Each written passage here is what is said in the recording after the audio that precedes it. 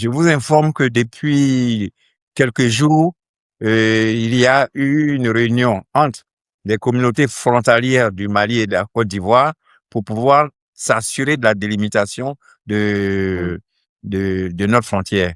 Alors, retenez une chose qui est importante, c'est que à ces frontières, les populations vivent en paix.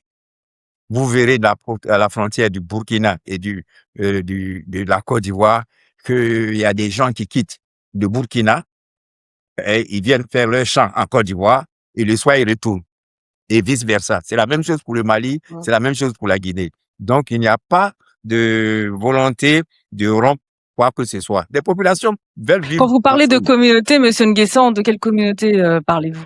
Les communautés villageoises qui vivent des deux côtés de la frontière. Oui. D'abord, il n'y a pas un tracé physique.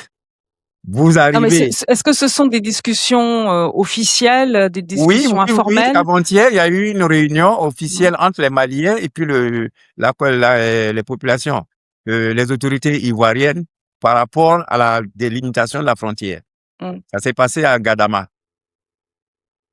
Et est-ce qu'on a des informations concernant l'issue de cette réunion? C'est depuis ce matin que l'information a été rendue publique, mais je pense que dans les tout prochains jours, on aura beaucoup plus de précisions quant à cette rencontre qui a été très belle et qui a vu les populations se réjouir de la bonne délimitation des frontières.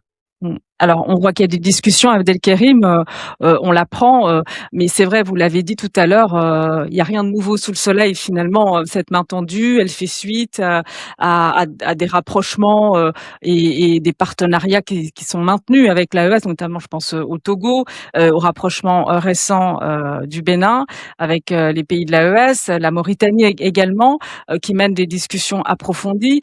Est-ce que la Côte d'Ivoire joue le jeu du mimétisme ou a réellement, à votre avis, une ambition, une volonté politique de concrétiser un dialogue? Non, je ne pense pas que c'est du mimétisme. Même si la Côte d'Ivoire a été le pays le plus radical vis-à-vis des pays de l'AES au début de leur création, on a vu la position d'Alassane Ouattara vis-à-vis de ces trois pays en transition.